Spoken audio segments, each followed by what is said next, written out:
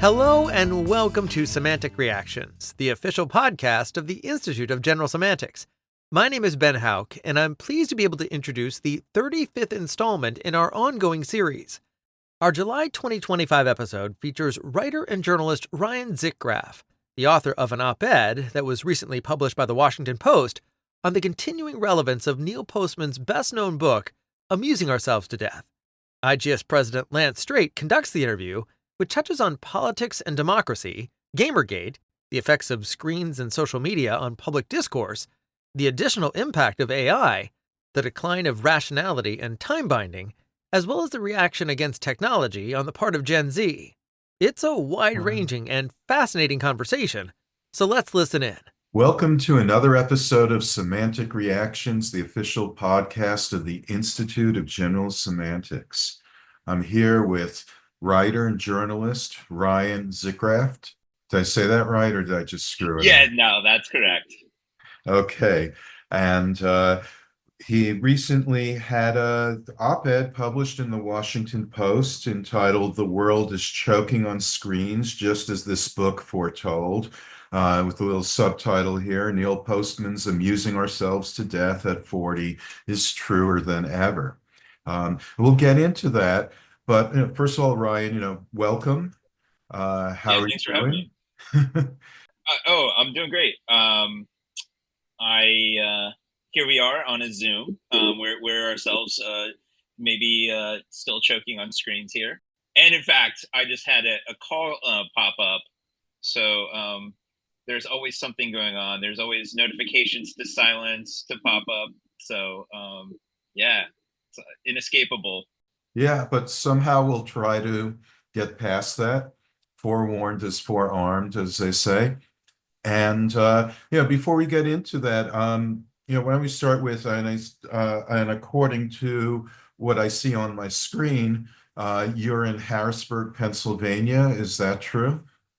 Yeah, that's correct. My wife and I have been here for about a year and a half. So where did you start out? Where were you, born and raised?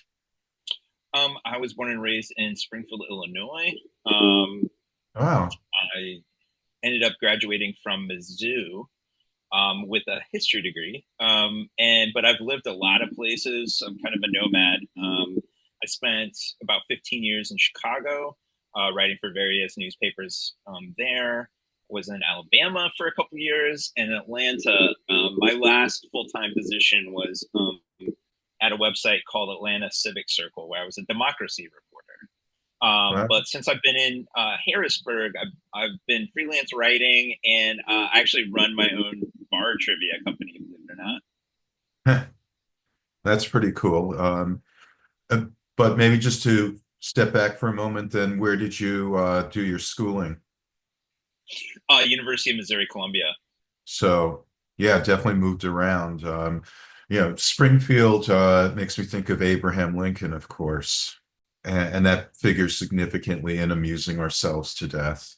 Yeah, one of the analog activities I did recently with I have a son who's only 8 months old, and his name is Lincoln, by the way. Wow.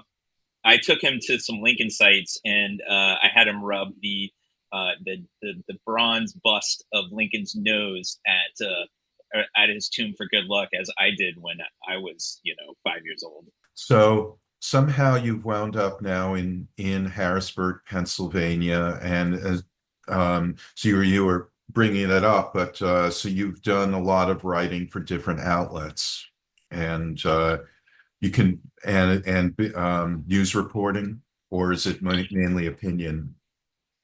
Yeah, I started out actually as a sort of a small town newspaper writer. I mean, my first few years of my career, I was actually a crime reporter in Jefferson City, Missouri. I was a general reporter in Mexico, Missouri, and then I didn't also mention that I was in Southern California for a couple of years, and I was working for a newspaper out there. But then in Chicago, I was working for the Chicago Tribune, Chicago Sun-Times, Chicago Reader, basically every publication named Chicago. And then the opinion kind of came out more. I've been writing opinion off and on for the last 20 years, but it's become more so, I'd say, in the last 5 years, I've been writing more opinion. Now, I did see something about the Onion as well. Yeah, I was not writing for the Onion proper. I wasn't writing fake news. I was working for the AV Club, which is their sort of media review site. Mhm. So And I was writing more criticism and opinion there, but about pop culture. I see. So, yeah, and what would you, and you mentioned crime and all of that, but what is your focus nowadays? Boy, I guess politics. Um, I've been writing a lot about the national political conversation. Yeah, I mostly write about politics for Unheard, and also I'm a regular contributor at Jacobin magazine. I just wrote a print feature for them, profiling somebody who lost a lot of money during the cryptocurrency craze. So yeah, I'm a little bit of an omnivore. I've written a little bit about everything. It's kind of hard to pigeonhole sometimes. And how did you first come to Neil Postman then? So there is a book, and I'm not sure if you're familiar with it, called Mediated. Hmm. Um, it Tom came out, Zengatita, yeah. yeah. I came across that when it first came out in, I want to say 20 years ago. And it was sort of my gateway drug to media theory. You know, I didn't study it in college. I was a history major, so I was studying the past, not the present. Um, but that book really blew my mind, and it kind of was again like the gateway drug. And all of a sudden, I was starting reading like Guy Debord and Marshall McLuhan and Postman. So I probably you know I first started getting interested in media theory about 20 years ago, but over then the next decade, I was reading a lot. And of Postman, you've read Amusing Ourselves to Death. Have you looked into any of his other books? I've read summaries of some of them, and definitely on my list, but I have not actually sat down and read his other works. Okay. But certainly Amusing Ourselves to Death is overall his most popular work. And for some strange reason, it suddenly got a lot of attention, renewed attention back in 2016. Um, Hard to remember what was going on back then. Something about an election.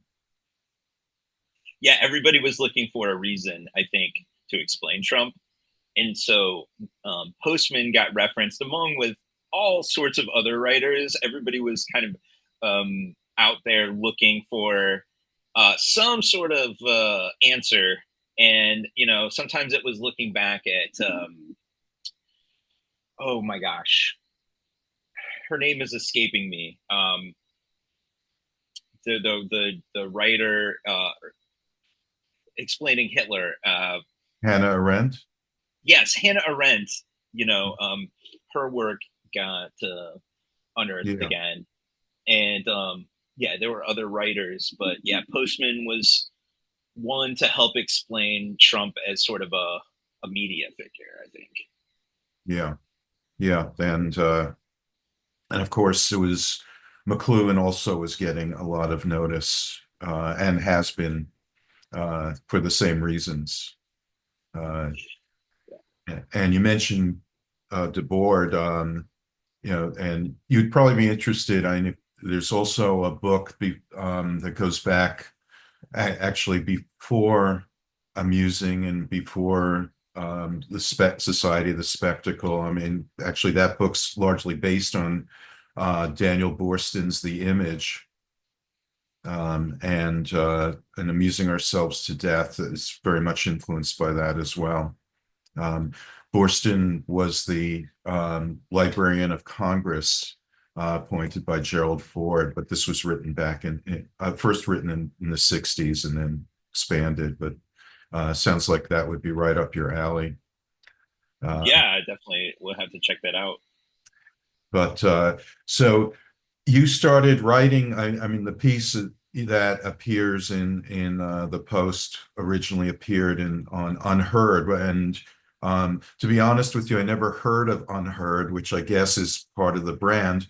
What is that? I mean, can you tell us something about that? And is it a site, a magazine? And what exactly is that? So it started actually, it's a, there's been a sort of British invasion of media outlets over the last decade. Um, the Guardian expanded into Mhm. the US over the last few years. The Telegraph has, you can even find a US Daily Mail. Unheard was a site that started after Brexit and sort of after politics shifted a lot during, we were just talking about 2016, Trump and Brexit, and so this was a site that its original mission was sort of like a lot of communication has been flattened. A lot of political and cultural conversation has been flattened into one side or the other. You have the Republicans and Democrats, or in Britain, you have Remain or Brexit. Um, Mhm. so they're interested in commentary by those sort of outside that paradigm of partisanship, and have sort of what was seen as unorthodox opinions. And so last year, Unheard expanded into the US. And so Sohrab Ahmari, who was a New York Post editor and was the editor and founder of a site called Compact that I was a columnist at, he joined Unheard earlier this year to launch the US version. And that's how you got roped into this, or Yeah, moved to this. yeah, I kind of followed him along at Unheard, and you know, it can be difficult writing about politics in this era, just because most people, the way that, as we can talk about, the way the social media works is that if you are writing for, you really are funneled into two different conversations. There's like the conservative or liberal, and people want to hear more of that. And so if you're sort of on the outside, you're considered a contrarian. Although I would like to think of it as sort of independent thinking. And that does seem to be the case. Like I noticed just on the list of all pieces you've done from Unheard, that there's something on DEI that looks to be somewhat critical. Yes, and there's times where I'll write a critical piece of, say, DEI, and I'll get praised by more conservatives or some open-minded liberals. But then I'll write something else that is critical of the right, and I'll get pilloried by that same crowd. So it's I feel like I have to be above the fray a little bit, because and avoid reading the comments, because I try not to get swayed by some of these conversations. Sure. And that's the way it used to be. I mean, that was the idea that, perhaps disingenuously that the sometimes journalists would say that if they get criticized from both sides, they're doing something right. But there's certainly a lot of truth to that. I should add, I try never to make assumptions, which is in keeping with general semantics. And so for listeners who are not familiar with the term, DEI stands for diversity, equity, and inclusion, and was a big push. You were writing mostly about the corporate sector, but certainly in higher ed as well, and education generally. Yeah, I was. This was written, I think, at the very beginning of the Trump administration, when he was going after some of the programs, and I was just arguing that that that some of these programs have themselves to blame for it. I thought there was some overreach, um, to the extent that a lot of these programs were implemented. So um, yeah, that's a column that I definitely, a lot of liberals did not like. Yeah. And I mean, you actually use the term bullshit uh, there, which was a term that Postman was known to use on occasion himself, as, being a great enemy of bullshit in all forms. Um, I'll also add, by the way, that when Postman started to write about television specifically, the first book was Teaching as a Conserving Activity.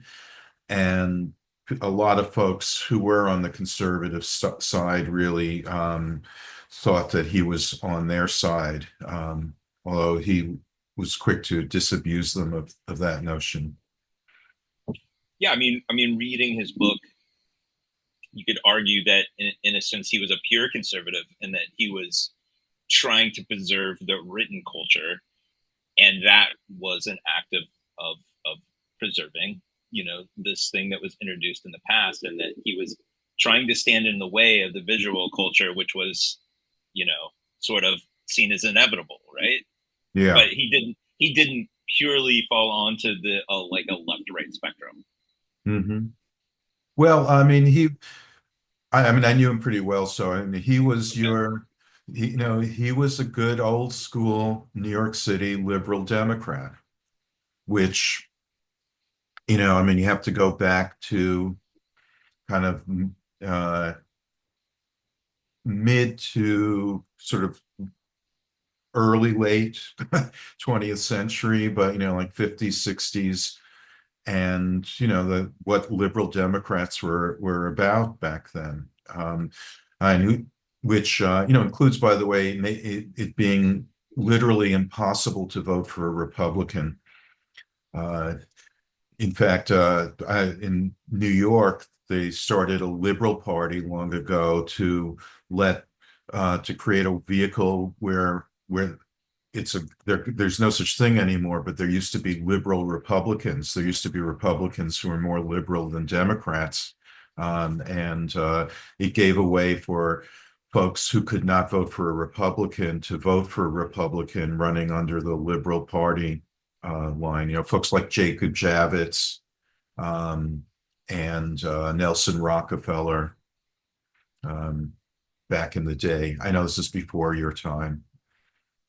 Yeah, I know a good amount of that history. I mean, even I'm seeing this. I'm actually, believe it or not, volunteering at a local mayor's race, and everybody here is a Democratic candidate, but there's definitely candidates that would be a Republican anywhere else, but everyone calls themselves a Democrat. And in Chicago, that was the case too. Um, Hmm. and even in New York, I mean, I guess there is in the mayor's race there somebody running as a Republican, but other than that, you just have different breeds of Democrats who believe a lot of different things. Yeah. Well, like Eric Adams was a Republican, I believe, and would be one, except that it's almost impossible to get elected as one. Yeah, so they talk about the ideological sorting because back in the day you had conservative Democrats, and not to, along with the Dixiecrats who were, especially conservative, and liberal Republicans. So that seems to have largely vanished with all of this polarization. But I did want to say, no, go ahead, please. Yeah. Oh, I was just going to say that I think part of it is, and media is a big part of this, but sort of nationalization of politics, and about how the conversations, the debates at a national level kind of dominate everything. So there are, I think, Republicans and Democrats, especially at a state level, who are more idiosyncratic in their beliefs, but they often have to either adapt the national views on, say, culture war issues like abortion, LGBTQ, or they, yeah, people just they just try to carve their own path. Mhm. But yeah, I think that local politics used to be stronger, but partly because of the way that everything has been flattened by the media, that everything is national, if not international. Yeah. Flattened, and I think we could say that a lot of, when we get into the social media era, and, we'll get into that in a bit, but, that took the place of a lot of face-to-face communication. And that's where the local politics really kind of disintegrated in a way. Um, so, um, we're always looking to blame media just generally, to find that, or find the connection, the relationship to the media environment. But I wanted to bring up one other piece that you wrote apart from before we get into Postman, and you wrote something on Gamergate, um, which I thought was interesting. And this is something that I was not, I mean, I'd heard about it, distantly when it was going on, but we didn't pay a lot of attention. But a few months ago, I did a podcast with Brianna Wu, who figured significantly in Gamergate, and that kind of brought it much more to my attention. So I was wondering if you could talk about that a bit. So, boy, it's a really confusing morass. I mean, I guess if your listeners are familiar with the Brianna Wu, then they might know. But it was this social media controversy that exploded in 2014, I believe. And I was a video. So I mentioned some of my past career, but one thing I didn't mention, I mentioned that I was a critic for the Onion AV Club, but I wrote a lot about video games, and I was also a video game critic for the Chicago Tribune. So at the time, I was in those sort of game journalist circles during Gamergate. Yeah, it says I just checked it 2014, 2015. So yes, you got it. Yeah, so I was a part of this game journalist Google group that we basically talk shop, and it was actually part of what made Gamergate a thing. So just a quick recap: there was a game maker that her ex-boyfriend wrote a long Reddit post about how she had slept or allegedly slept with game journalists for good reviews. And you? No, never met her. But that that Reddit post exploded in popularity all over the social media internet. But the game journalists sort of erased it from a lot of their forums, and they decided that well, because this game developer started getting harassed, that to protect her, that they were going to delete all mention of this Reddit post. So a lot of that harassment was real, and then other game journalists started getting harassed for their public views on it. So then right-wing media sort of picked it up as like, here is the censorious left that is censoring free speech. And then it just became this sort of boycott model where the right was trying to then boycott all of these video game sites. And then the mainstream media got picked up on it, and it became all about like, okay, the right wing wants to keep video games out of the hands of women.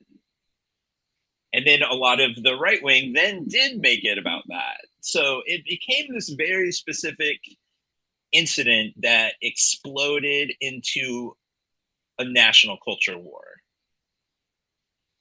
And I hadn't realized it till I talked to Brianna Wu that Steve Bannon was part of that, that this actually was a springboard for the MAGA movement to some extent.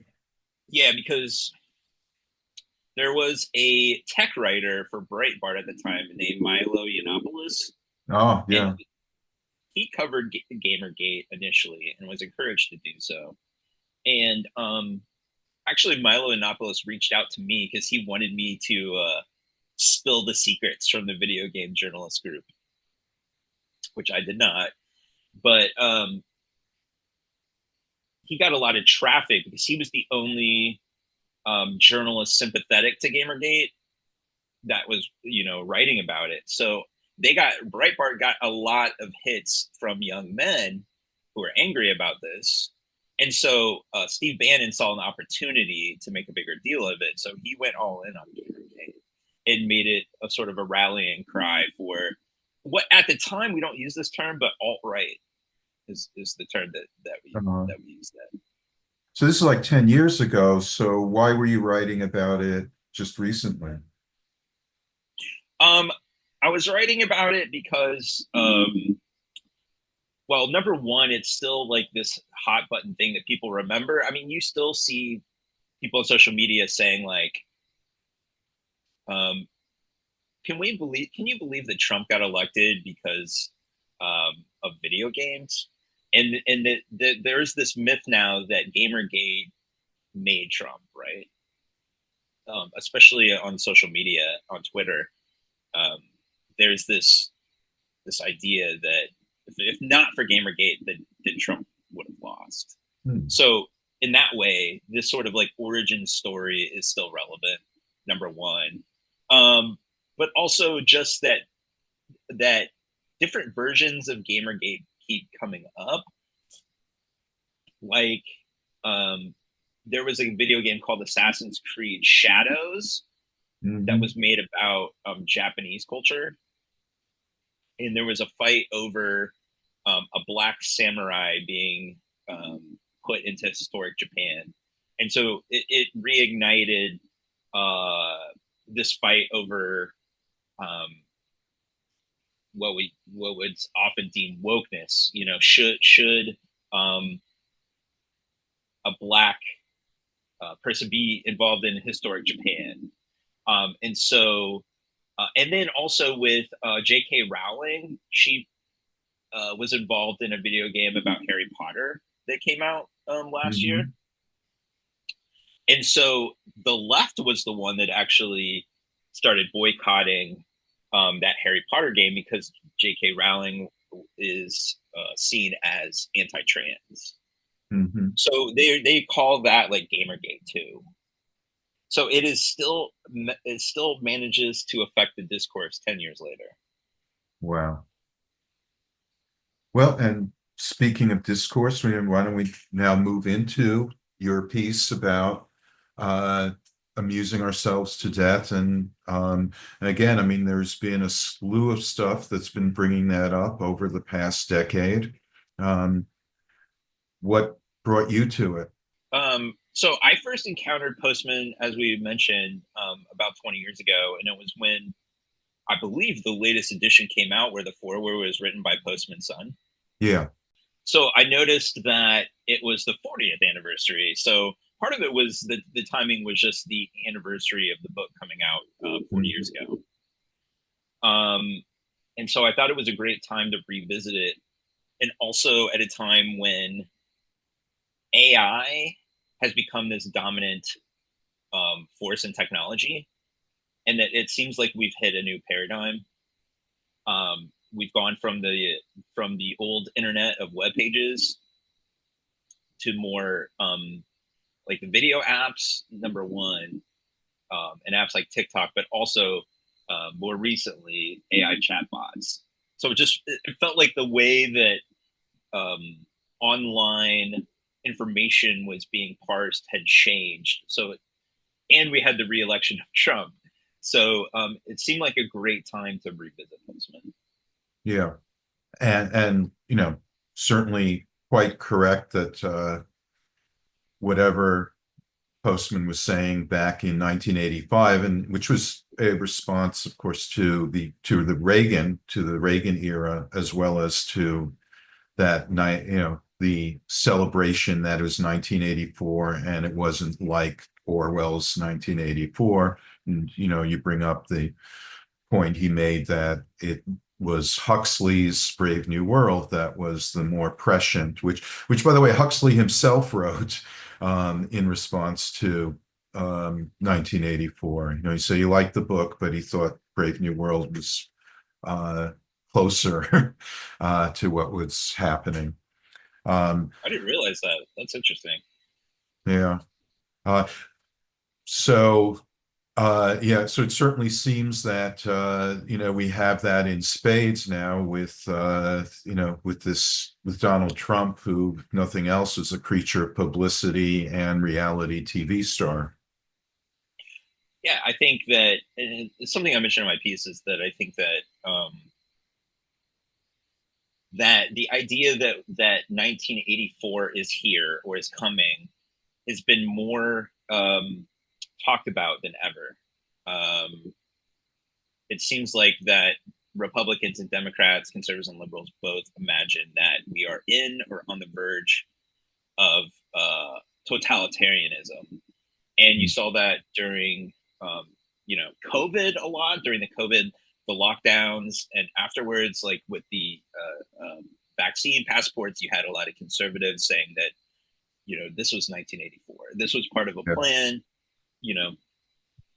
and during the first Trump administration, it was like Hitler is here, 1984 is here. This is government going to govern your lives, right? And so now we're back to that.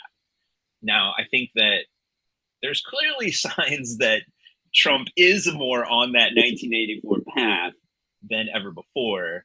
But by and large, most of our lives are not significantly different during the second Trump administration as they were a year ago or 10 years ago. Yeah. But it's something that that we like to.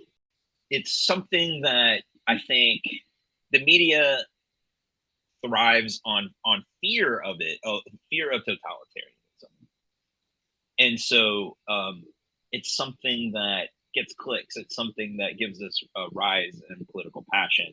So you're always going to hear about how 1984 is right around the corner. Yeah, maybe it's also a kind of nostalgia for World War II, where, it's like we were the good guys, we fought against totalitarianism, and, to some extent that continued into the Cold War. And we kind of miss having that role. Oh, I was just going to say, and like, we need some sort of overarching narrative about like the things that we're for and against. And during the Cold War or during the World War II era, it was Nazism and fascism. And then during the Cold War, it was communism. And then in the and then you had terrorism during the War of Terror era. And then, what sort of became the next animating principle? It was sort of like each other, and that some form of the past of or imagined future was going to come, and that would be something like 1984. Yeah. It's interesting. I mean, sometimes to think back to the political atmosphere of the Bush era war on terror, in some ways that era right after 9/11 was more totalitarian than what we're experiencing right now, with a lot of censorship, a lot of like, you can't say French fries, you have to say freedom fries. Well, then we have Gulf of America. Right. Yes. Yeah, I mean, if anything, Trump, what he's best at is being part of the spectacle, like sort of mastering the spectacle and giving us things to be mad or excited about, whether it's changing the title of something to Gulf of America or crazy social media videos. Like he can definitely do that, if nothing else. Yeah, and I mean, in an interesting way, when you look at the media industries, there's a kind of interest, a vested interest in making 1984 the kind of bugaboo and avoiding Brave New World, because 1984 is all about censorship, which they don't want, and Brave New World is this direct criticism of what they're doing, and they don't want to face that they're kind of trivializing everything by turning it into entertainment and spectacle, as you put it. Yeah, I think that's a good point. That 1984 indicts the system, it indicts the government, indicts the power above you. But in Brave New World, you're a more direct part of the um, of the problem. And you know, think back to Jimmy Carter's Malay speech, and that when you often try to point a finger back at the public, it's not popular. Hmm. Now, you tried to, I mean, in your piece, because of course, Postman just began to address the information age towards the end. I mean, the major book that followed up, Amusing Ourselves, Technopoly, has some criticism of information technology and just, the idea of overload being a problem. But he didn't really get to live through the social media era, but that's where you come in your piece. So, how has social media both amplified and altered the trajectory of what we've been dealing with? Well, it's interesting because you know, it's just evolved so much over the last 20 years. I mean, even the way the internet worked. Because if you go back to the early days of the internet, there actually was a lot of literariness to it. You know, just because of the technology, um, speeds were slow, and we couldn't, you know, you couldn't handle getting a bunch of images and video. So the early internet was a lot of text, and so in some way, um, that era was a continuation of, you know, Postman's the written culture still existed, but what changed was internet speeds and the way that the technology evolved. Computer chips got faster, um, and we had, you know, we have fiber optics now, we have satellites. So as that changed, um, and the social media era started, not only because even Twitter itself started also as text, but um, over time they sort of adopted a lot of um, the same content as TV, and that it became more visual. Hmm. And um, the Twitters of the world became less popular, and even, you know, the early Facebook, and those mediums changed so that they adopted more video and sound, and not only video but really bite-sized video. Hmm. Um, and I think that um, that really played an impact on the way that people are communicating, and also just even our brains themselves. I don't know if you're familiar with the book The Shallows. Oh yeah, sure. Right. Just about how it changes the way that we can think deeply, and that we we live in a constant present. We have trouble thinking about a longer term future, Hmm. and I think that has profound impacts on essentially everything. Um, the way that we in our political system have trouble planning long term, and also um, just the way that we form political opinions and we react to political events, but Hmm. don't. You know, if anything, Project 2025 is one of the few times you hear about sort of longer term plan about using power in a more of a to have a some sort of future looking plan for politics. A lot of it is something happens, an event happens, and we and the political system just reacts to that thing at that time.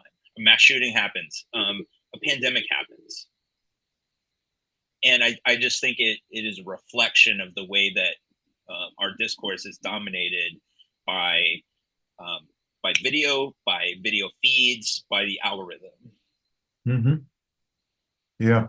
I should mention in general semantics, kind of the first major concept is time binding as what defines the human species, that is our ability to preserve and pass on knowledge over time and over generations, so that you don't have to start from scratch all the time.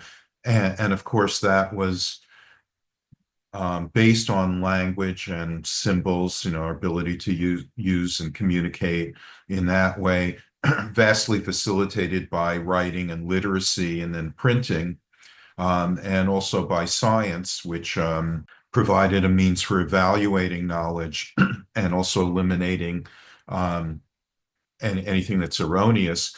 And then we arrive at this electronic moment, following McLuhan and Postman, where the emphasis shifts, as you point out, to the very present centered, very in the moment, and very little context or continuity that's provided.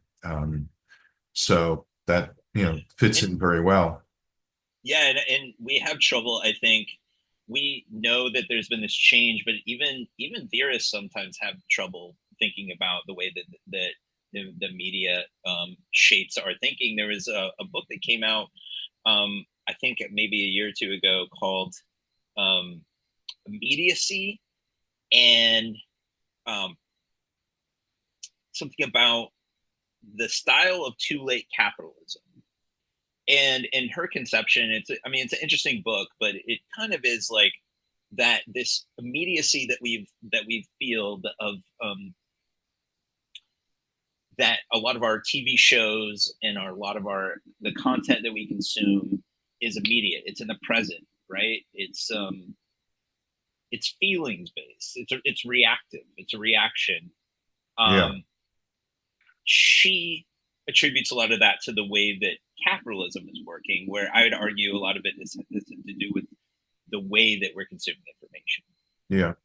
Well, and following McLuhan, Postman, and we call that media ecology, by the way, as a perspective, and it's the technology that does it, because capitalism was around before, but it's the fact that everything is delivered to us at the speed of light, and then we get this constantly demand for something new, and there we go. Yeah, and I think that it'd be interesting if Postman watched a TV show or a movie in 2025, because I went and saw the new Superman movie Oh, last I week, saw that too. Yeah. and it just struck me how just like is everything was so fast, quick cut. They throw a bunch of characters at you. You felt assaulted by the senses. And I went back and watched the 1978 version, almost 50 years ago, and it was very slow, and it just felt, I don't know, a little more humanistic. Um, it's just interesting that how the way that technology has changed, it's almost shifted even to this old dominant media of like the film. Mm-hmm. Oh, absolutely. And Postman had noticed that again, because that's just a continuation of what's been going on. So it was like, especially on television, the cuts come faster and faster. And then, back in the day, I guess it was the 70s, when Airplane came out, and that was very noticeable for all of the, fast-paced, one gag after another, and cut, cut, cut, cut, which is all about stimulation and keeping your attention. And that's where in teaching as a conserving activity, Postman characterizes TV as attention centered, as opposed to being organized around content. It's organized around keeping your attention, and that seems to follow through into social media, which is again where you were moving into. The social media streams, for example. Yeah, and I think that one thing that I'm struck by is just that when you're looking into a phone and you're using these apps, and these algorithms help determine what you see, is that these algorithms are invisible, but they're feeding you content that you like, and that they can track your eyeballs, they can track um, what's holding your attention. So they feed you more and more of that, and you get an experience of you being the center of the universe, Hmm.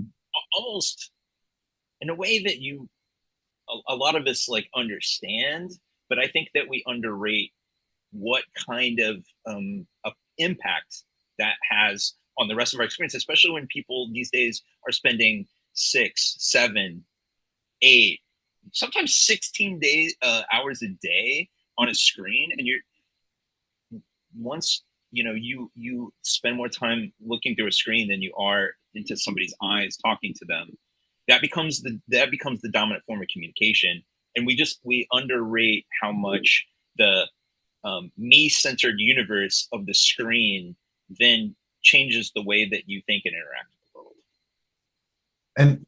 And in your piece, then you do point to something a little bit hopeful as you start to talk about um, Gen Z and how younger people are now reacting to the technology or to the media, to social media.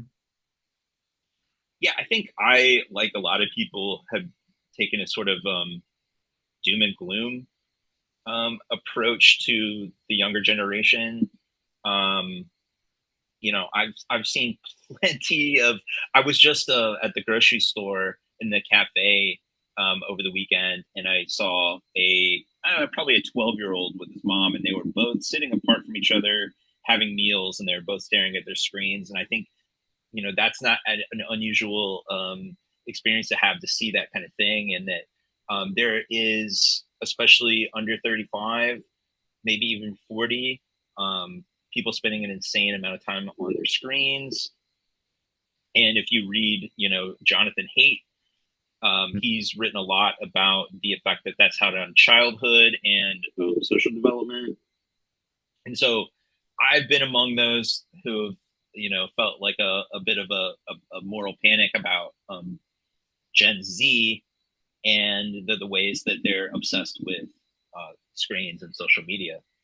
But I think, I'm going to say the last few years, like since even 2022, like coming out of the pandemic, that was it. The pandemic was a time then that so many of us were on screens almost all day. Right. And it felt like the world had shifted and that it was disorienting. Um, and I think that there's basically two different Gen Zs. I think that there's a good portion of the population of people under 35 that during the time of COVID, their lives became more screen than ever, and they've never really shook that.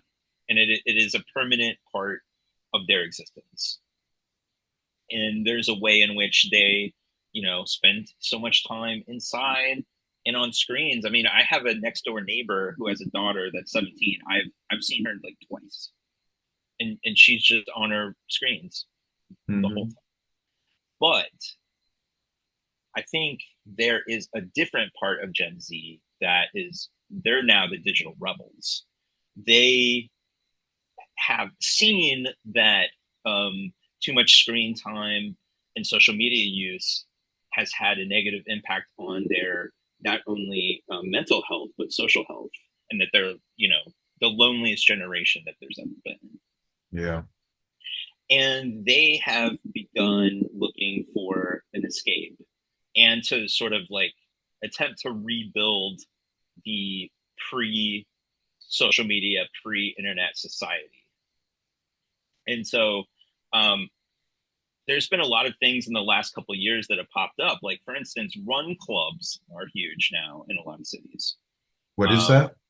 Run clubs where people are meeting up, one day a week, and they're just doing a run with their strangers, and then going to a bar afterwards.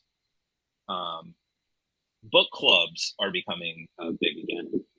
Um, there's a lot of people that will even go to a bar Hmm.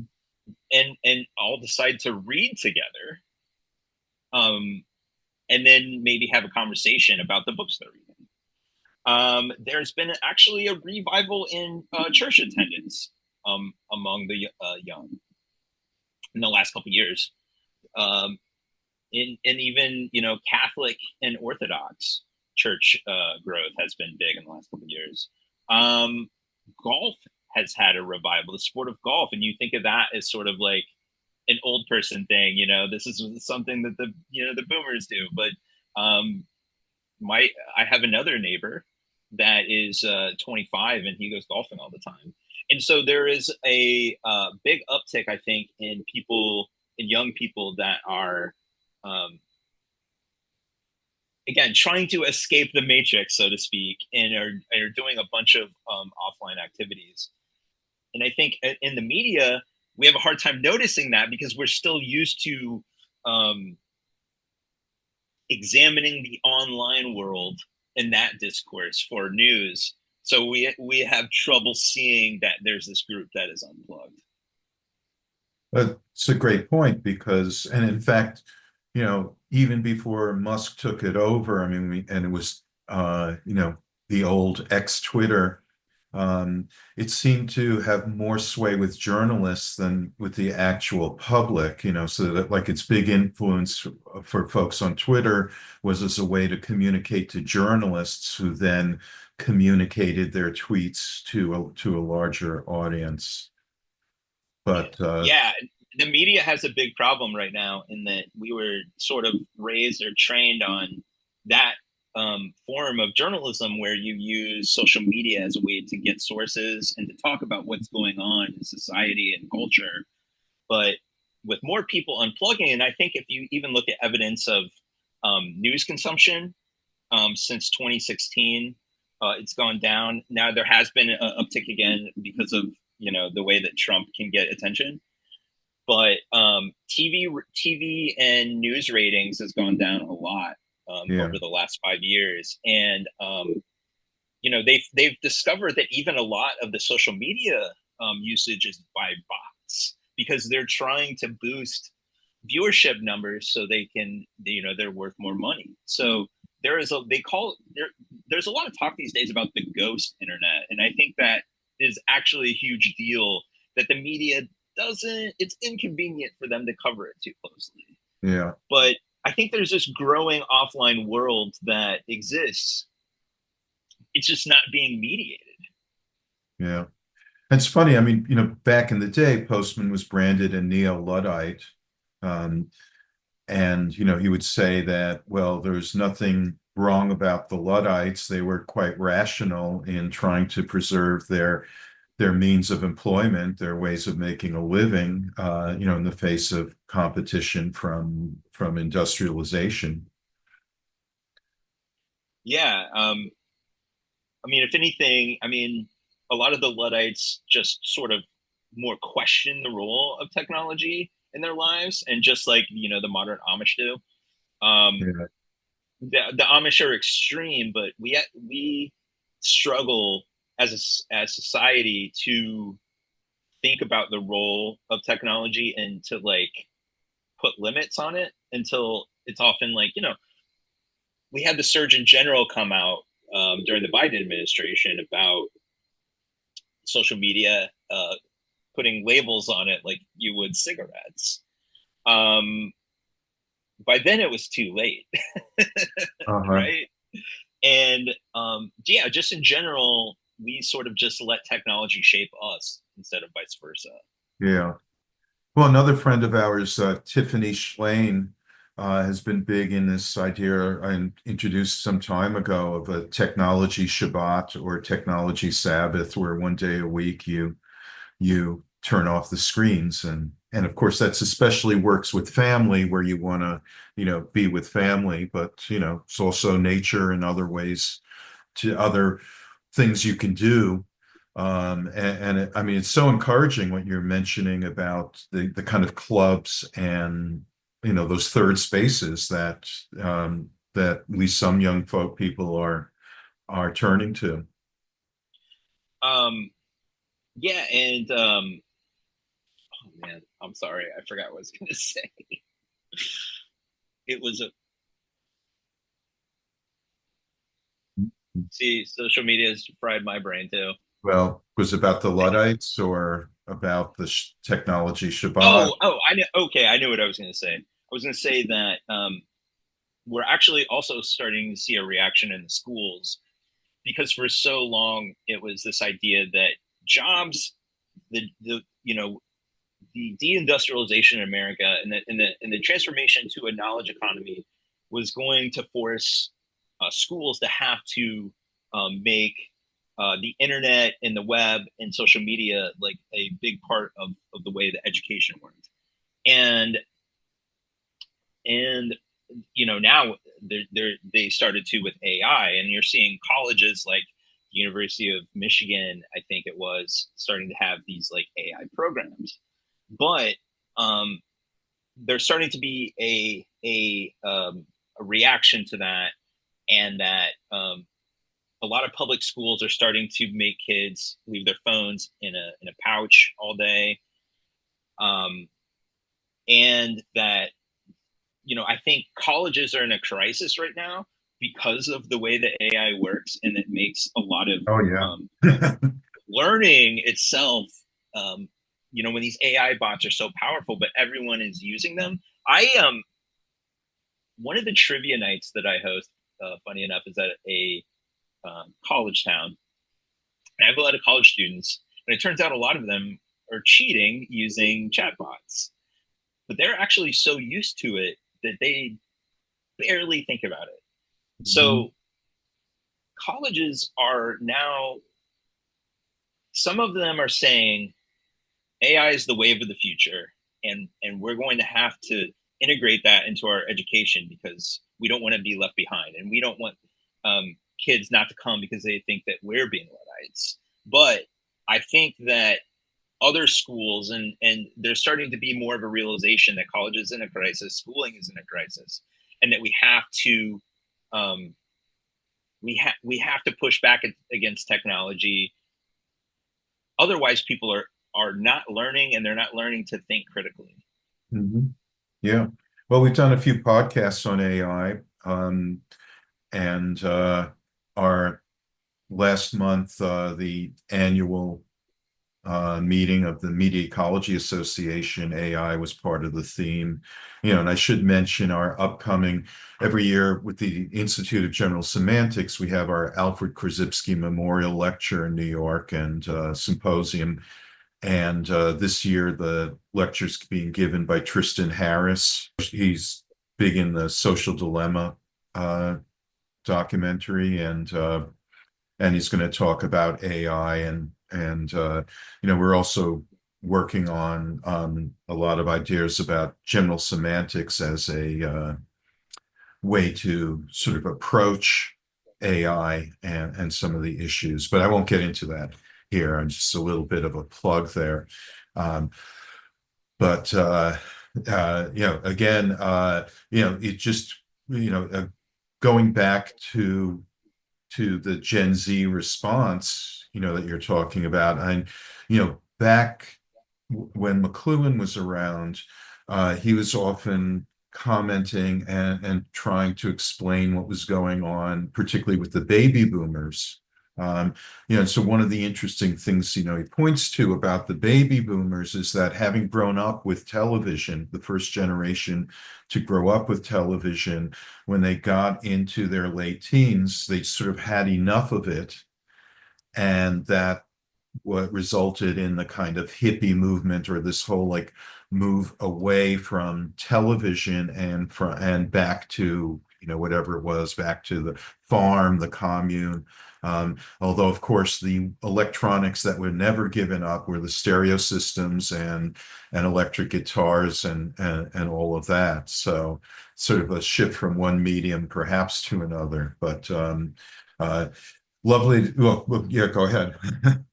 Oh yeah, no, I was just gonna say, yeah, that's a great point. That back in the 60s and 70s, a lot of the hippie movement or the counterculture was that this idea that um, that TV would rot your brain, and that it was a part of the system.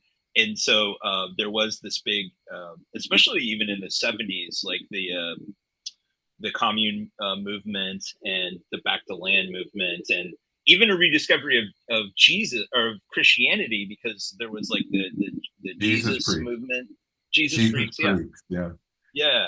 And so in a certain way that the Gen Z is kind of going that way, although interestingly enough, they're more associated with the right than they are, um, the liberal part of the spectrum.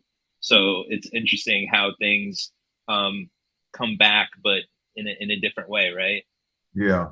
But I thought, I mean, the point about spirituality, say, I mean, or religious connection is very interesting. And I see that, I think that folks on the conservative side have been trumpeting that a bit, that young people are coming back to that. But would you say then, I mean, is it that they've rediscovered spirituality and are rejecting atheism, as religious folks would like to frame it as? Or is it that they understand it as a vehicle for human connection and direct, and a sense of community more so than the sort of spiritual quality of it? I'm just how do you see that?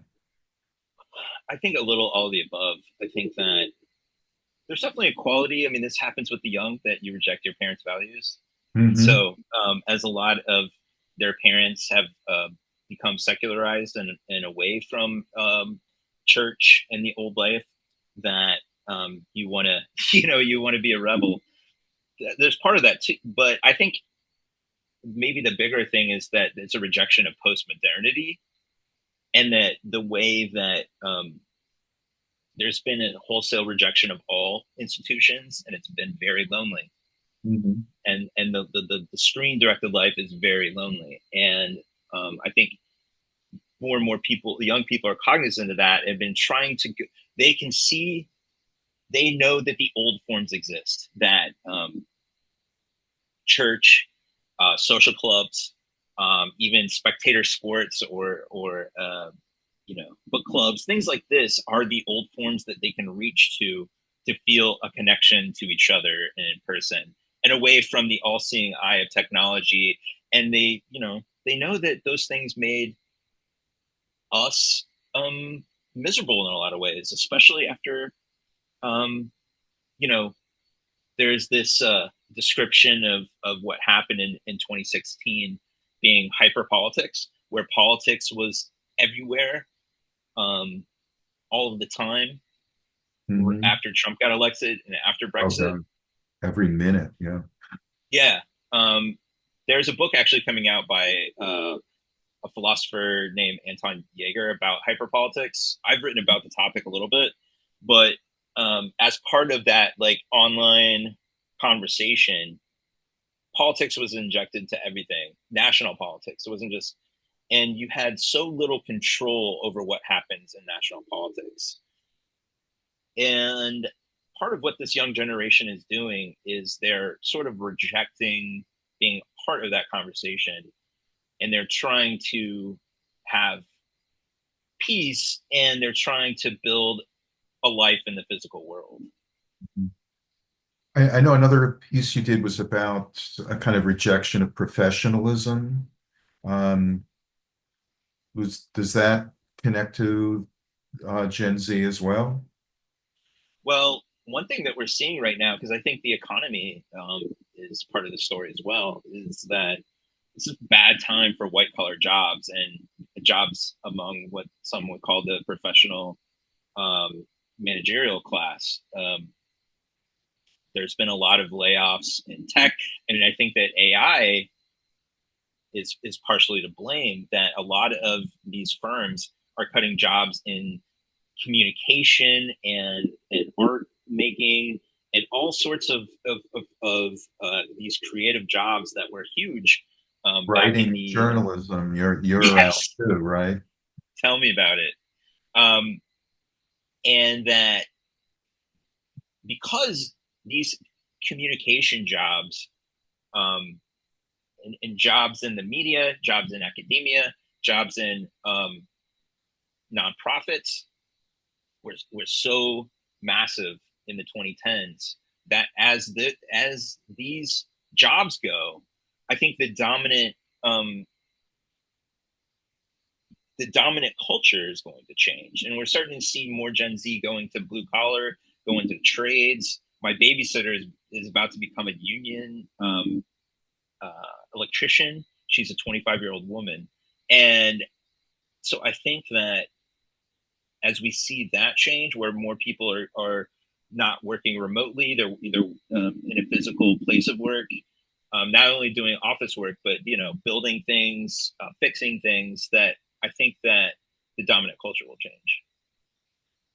One of the things that really concerned Postman was the loss of the kind of Enlightenment rationality, just the ability to think clearly, to deal with facts and evidence, and think critically, um, and recognize bullshit again.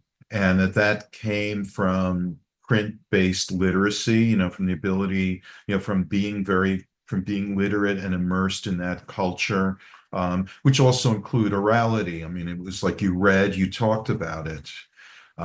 You talked about what you read, and so conversation was informed by that mentality.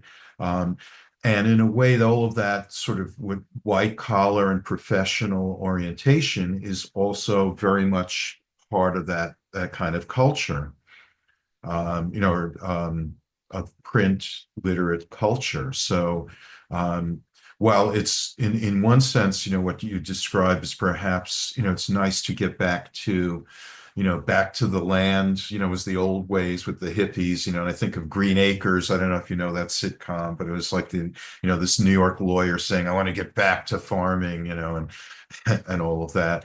But also, working with your hands, and it's really important to know how to do things.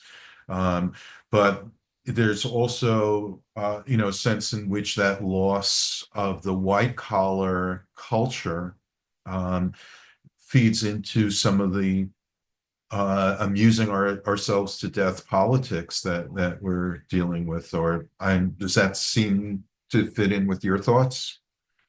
Yeah, I agree with that. I think that we've lost a lot of the intellectual culture from Postman's time. I mean, like, who is the Postman of 2025? That's a good question. But I think that after from the post-war period through the 80s, you had these intellectuals like Postman that had or McLuhan. I mean, the fact that McLuhan was this pop figure that had his own TV specials on network TV is amazing to me now. Can you imagine in 2025 an intellectual talking for an hour, becoming something that millions of people would watch? I mean, you have people doing that on YouTube these days, but they're not getting that many views. What people are viewing often is short term content that isn't intellectual. So I definitely, like you,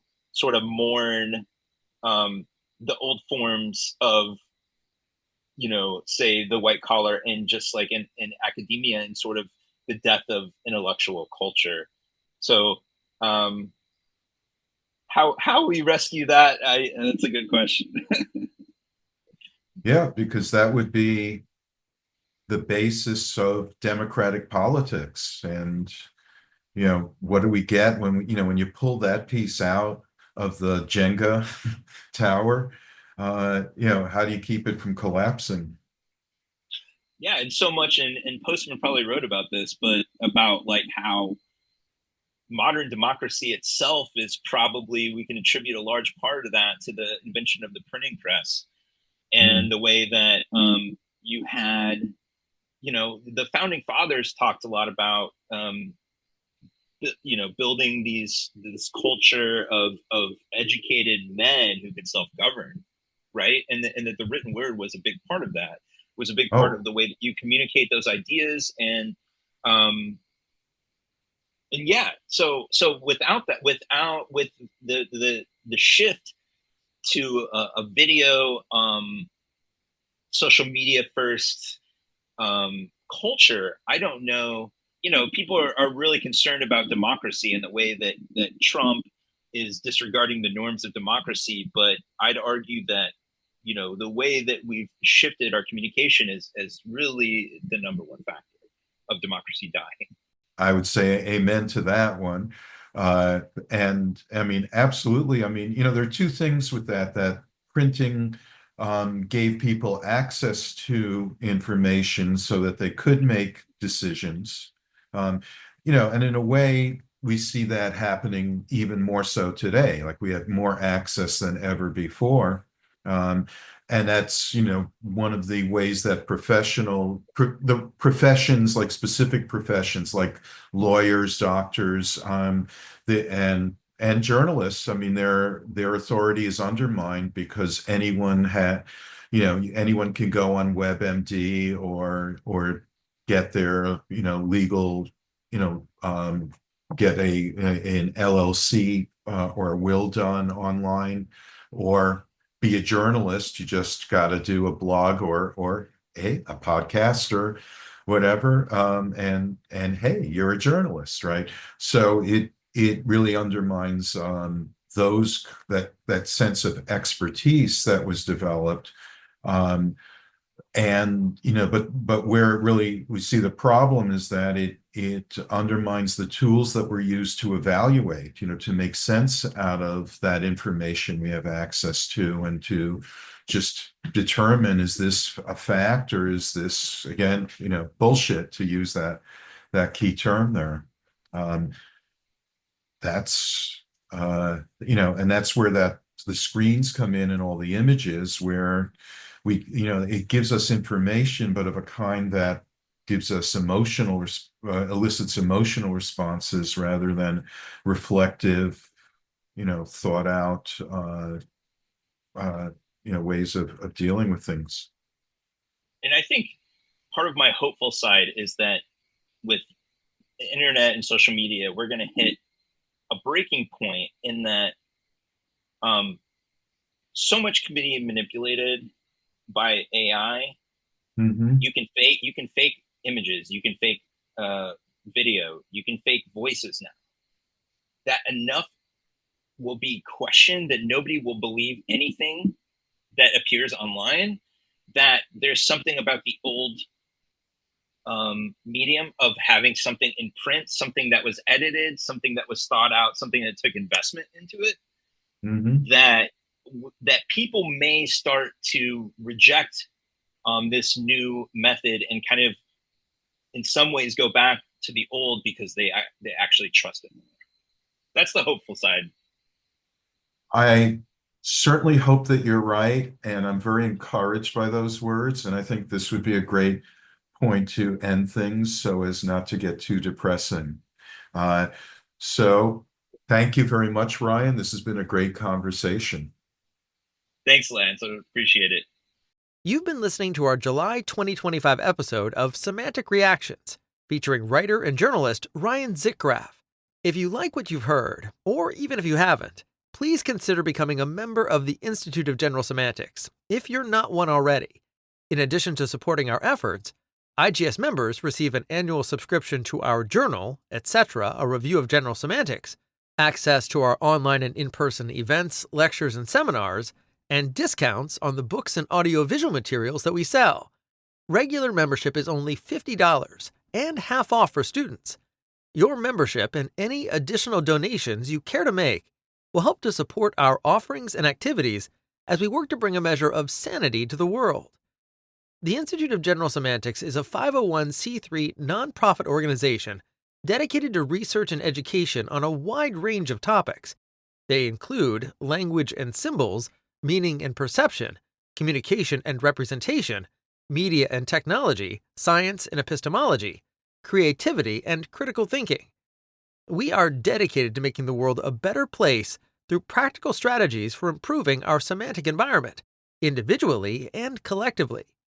For more information about the Institute and our activities, and to become a member and supporter of our work, please visit our website at generalsemantics.org. That's generalsemantics, one word, .org. And this brings to a close our 35th episode of Semantic Reactions. the official podcast of the Institute of General Semantics. This is Ben Houck, signing off, saying, we hope you'll join us next time.